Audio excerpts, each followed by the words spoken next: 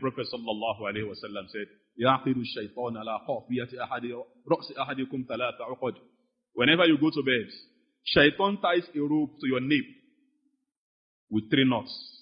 Yadribu ala kulli wahida. He beats each of the knots. Alayka ta'ilaylun tawilun farqud. You have a long night. Sleep. Shaitan will make you sleep exceedingly. But when you wake up and you mention Allah's name, one of the 3 knots will be loosened. When you get up, you perform ablution, the second one will be loosened. When you start your prayer, the third one will be loosened. So you have overcome shaitan through these 3 things. As you wake up, just mention Allah's name. Get up, manage to get up and perform ablution. By the time you finish performing ablution, you will see that you'll be getting better. Then start your prayer. All the 3 knots shaitan has tied to your nape will be undone.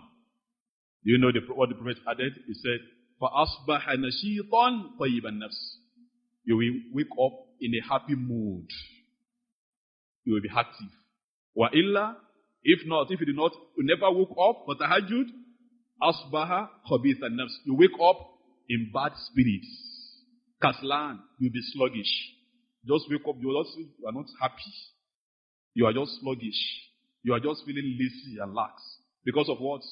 The knots shaitan tied to your nape. And you never loosen them through these methods. Please, let's be among those who do tahajjud. We ask Allah Azza wa Jalla to make it easy for us, and may Allah answer our prayers.